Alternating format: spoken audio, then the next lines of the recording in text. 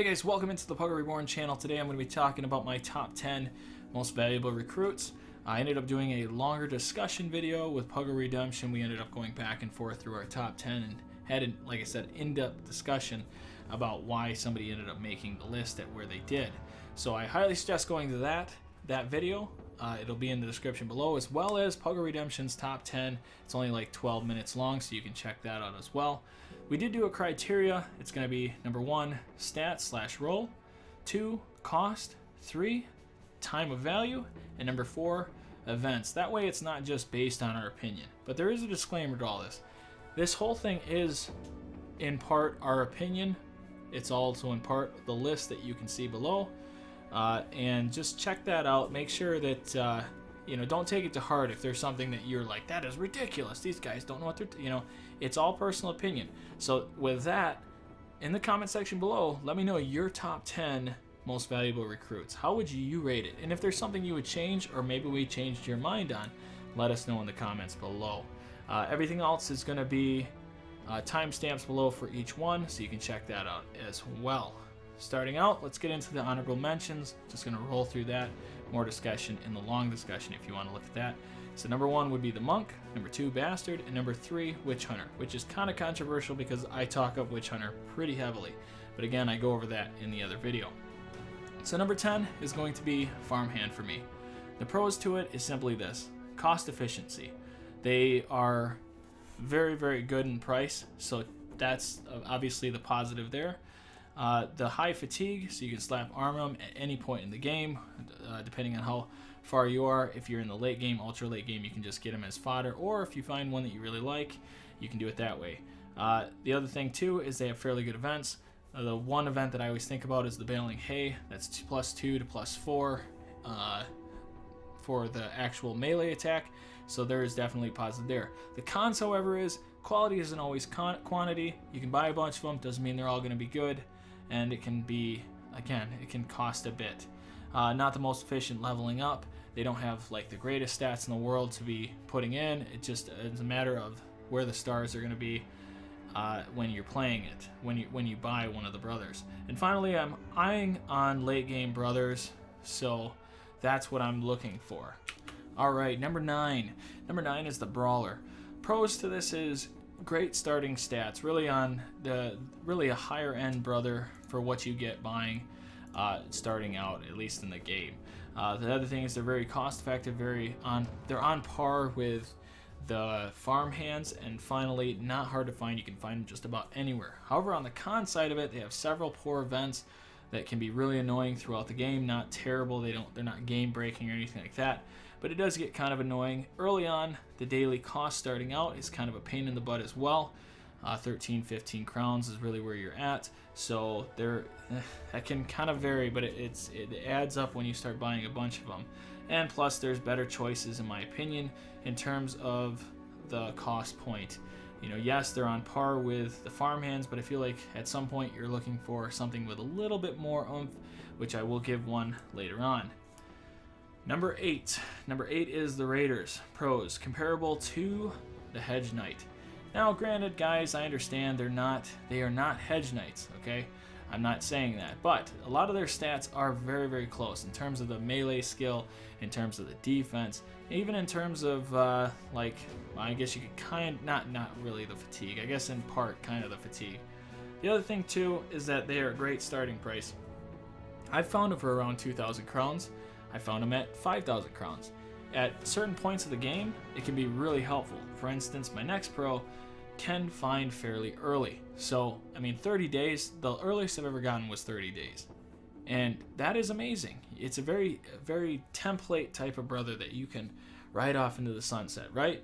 Nah, not quite. Let's get into the cons. So cons, terrible events. They have absolute, probably, in my opinion, as far as I've seen, the worst events in the game. Most of their events are terrible. Having lawmen after you, fighting other men in your party, pissing off people in different towns, and at some point, a town that you're really starting to make friends with now can be not so much friends with you if you decide you want to keep him over letting him go for 100 crowns. Definitely something to think about. The other thing too is I value resolve. He has lower resolve. A lot of the ultra late game stuff that you face, you want the resolve, especially legendary locations. you're going to have to pump that up a little bit. Not a terrible thing, but definitely a negative starting out. And possible early game cost whiff. Anytime you buy any brother, tier 3, tier 1, doesn't matter. You're putting a risk there. It's just a little bit of a heavier risk at an early point in the game to be buying raiders if it doesn't work out. So that is why they're number 8. Number 7 for me is, well, it's one of the, I'd say, fan favorite here, is the Wildmen. Now the Wildmen for me, they are the, really it comes to this biggest point, and I love fatigue, but they are bar none above the grade when it comes to fatigue. They have the best fatigue in class, so getting them throwing heavy armor is a great thing that you can do with them. The other thing too is at later levels in the game, they scale really well, very high scaling brothers. So yeah, really it's their peak is really what you get them for is that later tier, like level 7 and higher. The other thing too is you can get them at very high, very good resolve. 42 to 50 is at the top end. So if worst case they become bannermen, no big deal. The cons, however, is they have very bad starting defense, as you can see on the screen. There's a good chance they could be at -5 with range, and they could have -5 with melee. They can still get over in the positives and may get lucky with the 0, but these are definitely things to be worrisome about because of my next con. Next con is marksman. It's marksman's favorite. They love killing these guys. I mean, constantly they're being targeted by marksmen because they don't have the range defense to defend themselves, and unless you have really heavy armor, well, they get picked off pretty easily. So just something to think about there. The other con too is of course the special trait of literally being special. They are slow players. The XP, -15% XP, which means that you're more than likely going to slap student on them to get the +5 XP. But again, you're holding yourself back a little bit in the early game to getting their stats a little higher, or the little things that are going to protect them against archers. Number 6 is the Hunter. Now the Hunter is one that is pretty easy. People probably value them as their top 3, and understandably so, but really they fit one role, and that is archery. They're bar none ahead of the competition in terms of 52 to 59 range. And yeah, because any other class, the highest that another class can be, the highest point for them is a 52, and their base is 52. Now you get stars in that range, and the sky is truly the limit for these brothers. The other thing too, many good archer builds. Ultimately, there's a lot of different ways that you can build them through, even like throwing weapons or being a backliner with a pole arm and throwing weapons and stuff. So there's some jockeying around that you can do with them. So that's why I have it as kind of a pro. They're very linear in how you can really rate them pros and cons. So the cons are going to be not great at other roles. That's pretty self-explanatory there based on stats. The other thing too is you might whiff on a few of them. They're about 1,000 crowns plus, so you could buy one, have no stars in range, and feel a little slighted, if you will. The other thing too is the cost is a 50-50 whiff, so you're going to be paying and then also paying multiple times just to try to find that 3-star range, and unless you're using mods, of course. So there is that. Number 5 is Beast Slayer. Pros for me, many solid roles that they can be. Really, it's open-ended. If you look at their stats, they have so many different avenues which can make them great. They're not a master of one thing, but can be if you roll correctly. The other thing too is all positive events, no negative events that are going to hold you back. And finally, the pro for me is hard to whiff buying them. If you buy one and you have a bunch of open slots, he can be whatever you want him to be. As long as, well, within the roles, if you have a bunch of different things, you want to be an archer, you want a backliner, you want a frontliner, you want whatever it is, they definitely fill that role to a point. Now the cons are, they can be hard to find. You don't find them all over the place. When you do, the price, whatever it is that could be holding you back from buying them, you could just buy them at the wrong time, and that's where I bring in the cost. The cost is tough. At 3,000 crowns usually, or right in that space, 27, I usually find them at. Sometimes you can get them at 1,700, I've seen that as well. But usually the cost point can be like you either buy them or you don't, and you wait until you see another Beast Slayer. And that's the next part. You get what you get. When you buy one of these guys, let's say you wanted an archer, you're like, well, I'm going to take a Beast Slayer because they have good stats. Well, it doesn't mean they're going to turn out to be an archer. They may have low range stats and good melee stats. Or maybe you want a melee user, and they have really high resolve and good fatigue, but just do not make it in the range that you're like, okay, well, Bannerman. You get what you get is what it comes down to. Number four is Lumberjack. Now, Lumberjacks are my dark horse. They're the brothers that I don't know that everybody loves them. I've checked the forums and stuff, and I don't know that they're a fan favorite. But really, in terms of their pros, they are a Brawler 2.0. Number one, they don't have bad events. And number two, very solid in the late game as well. In terms of their stats and Brawlers, they have higher health ratio, same as the melee ratio. The fatigue is higher as well. So really, it's just Brawlers are a poor man's Lumberjack, exactly what you'd want them to be, without any of the bad events. So that's why they fill that need. And like I say, in the late game, I've had plenty of these brothers, and they've been very, very solid. I've gotten either lucky or whatever the case is. That's why they're where they're at. Now, the cons, not in surplus. You can't find them all over the map. You got to go to forest towns, or you need to find lumber camps. The other thing, too, is 13 crowns daily. So, again, that's on the higher end. If you buy a few of these early on, that can be kind of a problem. Not the biggest thing in the world. And finally, the cost is 400 to 1300, and the reason for that, I can kind of make a positive to it, is really you could be buying them for not only them, but you could be buying them for an axe. But if you take that tier 2 axe and you compare it in terms of price and buying one of these guys, you actually are getting a deal on an axe and a good brother. So that is that. Number 3 is one that was controversial for me. I could see them as a number 1. It was hard for me to make them a number 3, but I had to because of the upside of the other two brothers. This guy here has all positive stats. Everything looks good. There's no real complaints about these guys. I mean, ultimately, they're not only great all-around stats, but the cost is amazing as well. You can get them under 1,000 crowns. You can get them over 1,000 crowns, and just solid all around. They don't have any bad events either, so you don't have to worry about one day he slaps a peasant across the face, so pissing him off. But there is some cons here. Many poor traits available. Very, very, very high chance to get crap traits. That could be a problem. Prices and everything, right? Average health, average fatigue. They do have above average fatigue, so I don't want to overstate that. But in terms of the ultra late game, sometimes fatigue is very important to me.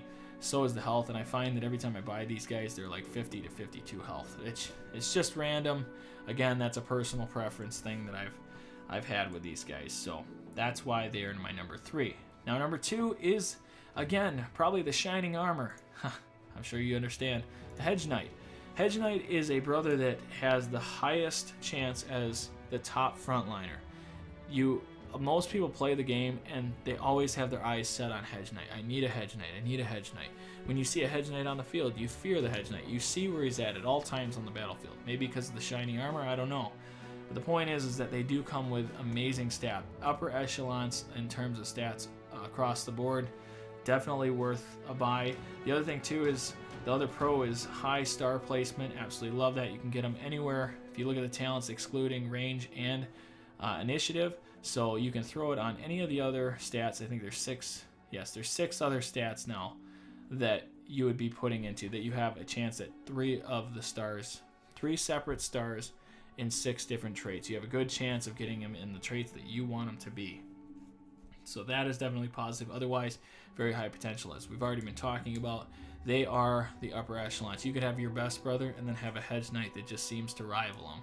So definitely a great brother to buy, to have. Now the cons, these are huge cons, but still outweigh the love for Hedge Knights for me. The terrible cost ratio, you can buy them from 7 to up to 16, maybe even higher than that, but I've seen them at 16,000. And if you look at it, their expenses a day are 35 to 50 crowns a day. You do that over 100 days, that's $3,500, or crowns as you will, or 5,000 crowns every 100 days. That can add up pretty quickly if you have a few of these, which brings me to my next point. Very expensive when you whiff. If you whiff on one of these brothers, they don't turn out to be anything you want, or they're just not that high in terms of their abilities. That can kill your run, it can kill your money, and really just a bad investment altogether. You need 2 monks, finally is my final thing here. You need 2 monks to have 2 of them in your party plus. Yeah, they'll kill each other otherwise. It's just not a good situation for them to be in. And yeah, you need an extra slot for a monk, or most people want monks and they value monks really high. I do too.